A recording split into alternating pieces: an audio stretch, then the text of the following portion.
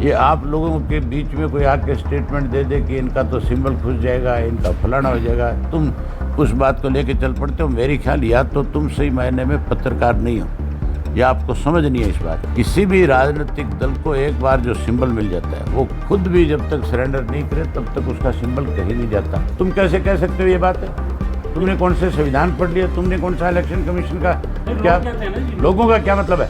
आपको समझ होनी चाहिए नहीं। आप लिखते हो कि मैं लिखता हूँ? आराम से बात कर रहे हैं। आराम से कर रहा हूँ, ये कोई गलत तो नहीं है। इलेक्शन कमीशन के कौन से पैरे पे लिखा भाई? कहाँ लिखा है? दिखाओ आप हमें, पहले दिखाओगे।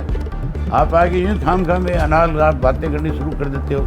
आज से 26 साल पहले 1958 में एक क्षेत्रीय दल के रूप में मान्यता प्राप्त करने वाली इनेलो का सिंबल आज खतरे में पड़ गया है। हाँ, वो बात और है कि आज यमुनानगर में पत्रकारों के इसी सवाल पर इनेलो के प्रधान महासचिव अभय सिंह चौटाला भड़क गए और पत्रकारों पर ही सवाल उठाते हुए उन्हें ज्ञान बांटने लगे।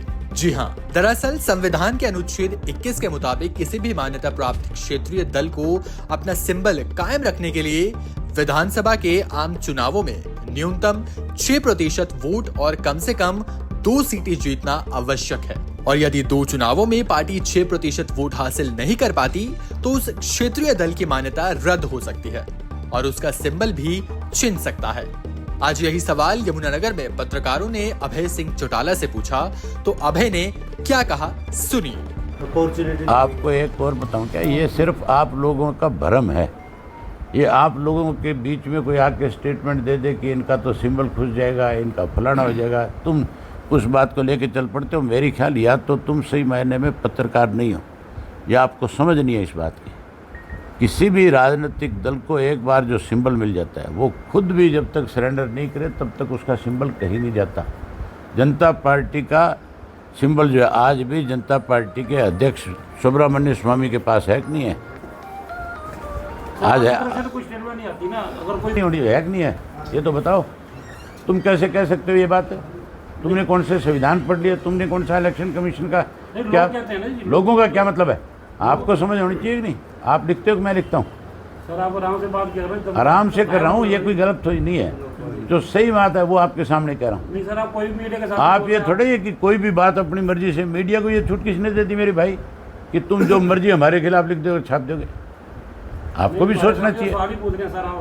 नहीं, गुस्सा नहीं है, मैं आपको सही बात बता रहा हूँ। भी आप उन लोगों से पूछो तो सही कि तुम कौन से इलेक्शन कमीशन के कौन से पैरे पे लिखा भाई? कहाँ लिखा है? दिखाओ आप हमें, पहले दिखाओगे। आप आगे यूं खाम में अनाल आप बातें करनी शुरू कर देते हो। फिर पत्रकार का भी ये फर्ज बनता है वो पूछे तो सही उनसे वो कह रहे थे क्या? वो तो तुम्हें मेरे बारे में पता नहीं क्या कह देंगे, तुम वो भी छाप दोगे, मैं उनके बारे में कह दूंगा छाप दो। बता दें कि 2019 में हुए विधानसभा और लोकसभा चुनावों में इनेलो तकरीबन 2% वोटों पर ही सिमट गई थी और उससे भी बुरी हालत हाल ही में हुए लोकसभा चुनावों में इनेलो की हुई। इस चुनाव में इनेलो 2% वोट भी हासिल नहीं कर पाई और हर सीट पर उम्मीदवारों की जमानत जब्त हो गई। इसमें खुद अभय सिंह चौटाला भी शामिल है जो कि कुरुक्षेत्र सीट से इनेलो के प्रत्याशी रहे थे। हालांकि चुनाव आयोग चाहे तो इनेलो को अपना प्रदर्शन सुधारने के लिए एक और मौका मिल सकता है, लेकिन ये फैसला चुनाव आयोग ही ले सकता है अगर वो इनेलो को विशेष रियायत देना चाहे तो। यमुनानगर से सुरेंद्र मेहता, पंजाब केसरी टीवी। हमसे जुड़े रहने के लिए हमारे YouTube चैनल को सब्सक्राइब करें और नई वीडियो की नोटिफिकेशन के लिए बेल आइकॉन को दबाएं। अगर आप ये वीडियो Facebook पर देख रहे हैं तो लाइक जरूर करें और ज्यादा से ज्यादा शेयर करें। धन्यवाद।